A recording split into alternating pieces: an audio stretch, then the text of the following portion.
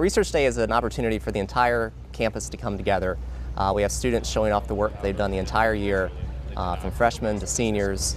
We have artwork, we have oral presentations, posters, dramatic performances.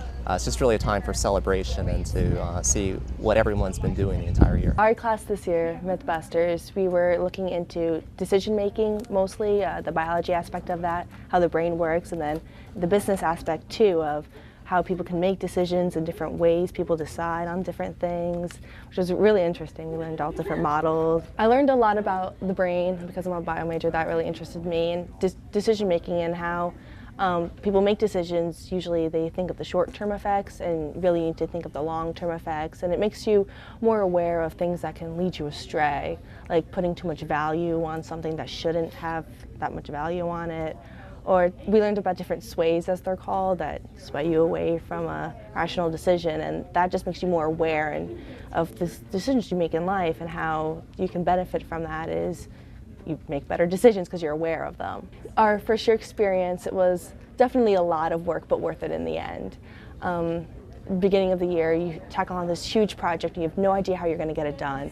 And then you just tackle it one step at a time. The professors help you, they give you deadlines, you get your data together, and at the end of it, you look back and you realize you've come so far, and you can actually do a research project even as a freshman. The background of the project was to design a 1,600 square foot home for a family of 4. And the specification was that one of the family of 4 has to have a disability.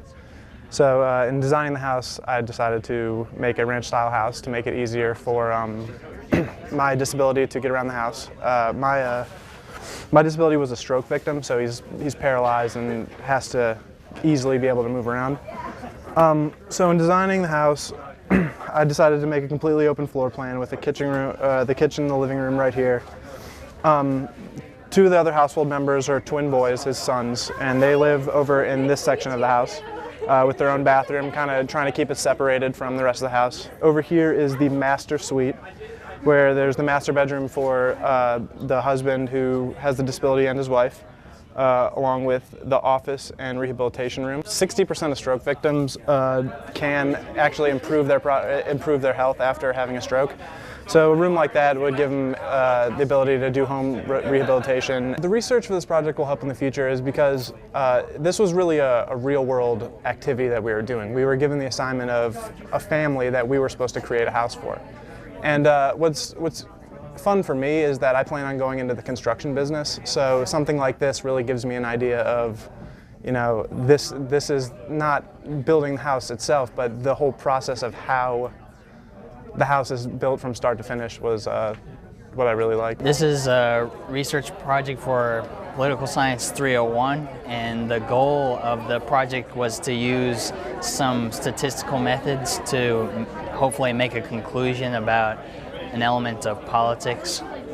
And for my project, I chose to investigate forms of healthcare systems, and my hypothesis was that having a single payer form of healthcare system would allow the system to work more efficiently and thus produce more effective healthcare outcomes. I was basically inspired to do this project because of the recent healthcare reform and the debate about how we should make our healthcare system more effective in America. I think it's important to remember that conducting our own research and using these methods to make our own conclusions is an important part of enriching your experience, as well as just using secondary sources to make conclusions in a paper. This was just like any other assignment you might get for a class, except for we were producing our own research or choosing the sources from the research and putting it together and analyzing it in our own way to try to make a valuable conclusion. My first year experience class was called Mathematics and Design with Professor Hilmar and Professor Torrance, and we looked at how you can use math to make artistic things like origami, and also how you can apply artistic things to math. So this semester we built sets for the Christmas Carol. That'll be next year. So we did that for the theater aspect of it, and then for the design aspect, we built this Domino Mural that's of Old Chapel. This Domino project is actually, she based it on an artist who does Domino murals for a living. He did one of like Mona Lisa and all the different famous artworks, and the thing that makes it interesting about his is he has to use a full pack of dominoes. You can't just pick out the ones that you want to use.